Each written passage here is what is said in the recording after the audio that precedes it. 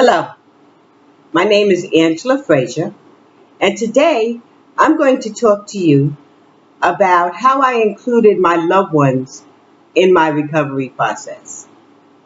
This is really a great topic for me, and I really enjoy talking about this because I never thought that I would be able to have a conversation about my addiction with my mom, my son, or my Auntie D.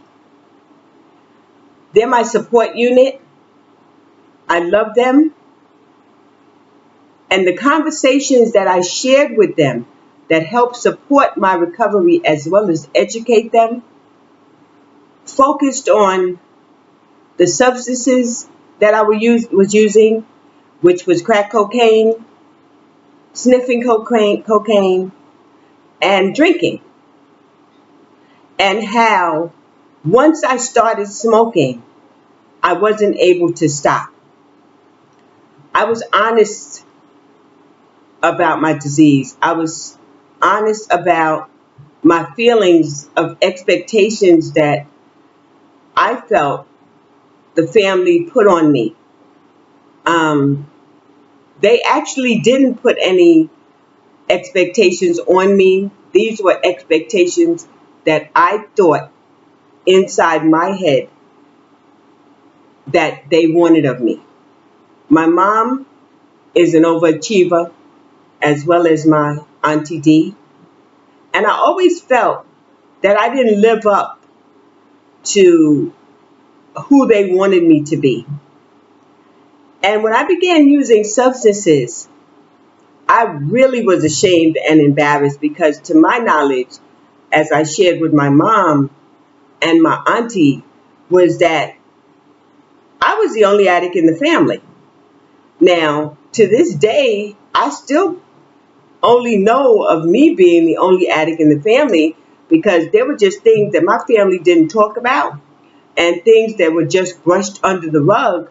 So there were some things that I had to talk to my mom about because they were secrets. And what I learned on my recovery journey is that you're only as sick as your secrets. And some of these secrets of, molestation,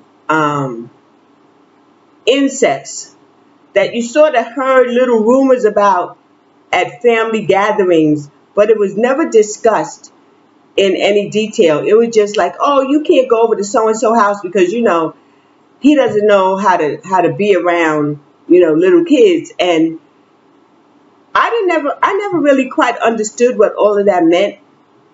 So when I talked to my mom about these things that I had learned while I was in residential treatment, she began to share some things about the family to me that I really wish I would have known earlier. Sitting on Uncle Charlie's lap, and feeling a little uncomfortable, but didn't know that Uncle Charlie was getting his feel on while I was sitting on his lap when I was 12 or 13. Or even, like I told my mom, when I was 17, I was pregnant. I hid that from my mom and dad until I was about 5 months pregnant. And at that point, my mother and my Auntie D made a decision that I was going to have an abortion. I had no say so about it.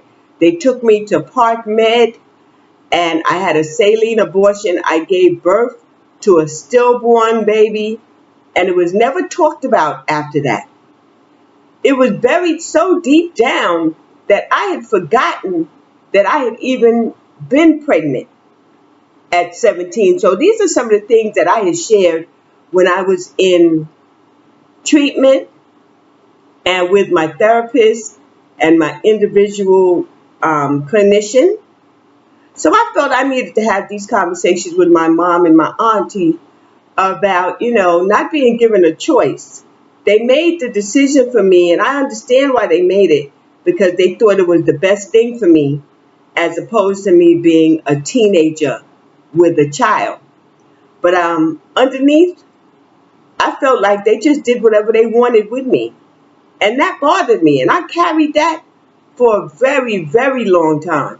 So I had these conversations that were painful and difficult with my mom and my auntie, and they apologized for not allowing me to have some say-so on what was going on with my body. And I think that was a great thing that helped me and them in my recovery process, because it allowed us to be honest and bond even closer as a family, and to respect each other's decision, whether we agreed with the decisions or not. We were now able to have conversations about some of these taboo and traumatizing situations that happened to me in my life. And they also shared some things that happened to them in their life, which was traumatic as well. So I went to treatment for recovery. They learned recovery through my process, and it just made us a stronger unit. And I love them, and I'm grateful for them, and I'm grateful for the support that I was given, that I am now able to be honest about my feelings and when things are being done to me that I don't like.